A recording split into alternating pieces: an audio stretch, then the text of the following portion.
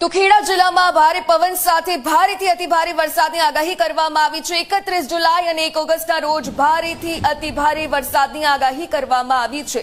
સંભવિત પરિસ્થિતિને ધ્યાનમાં રાખી અને તંત્ર એલર્ટની સ્થિતિ પર છે। જિલ્લાના તમામ મામલતદાર અને આ સાથે ટીડીઓ સહિતના અધિકારીઓને આદેશ આપી દેવામાં આવ્યા છે।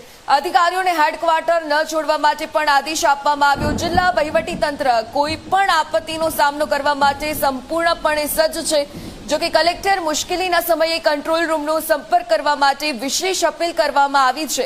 જો કે આપત્તિના સમયમાં અફવાઓથી દૂર રહેવા માટે પણ અનુરોધ કરવામાં આવ્યો છે।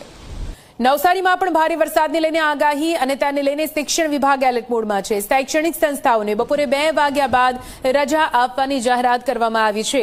શાળા કોલેજો આઈટીઆઈ આંગણવાડીઓ 2 વાગ્યા સુધી રહેશે બંધ। 2 વાગ્યા સુધી ચાલુ રહેશે અને તે બાદ બંધ કરવામાં આવશે। જિલ્લાની શાળા કોલેજોને પત્ર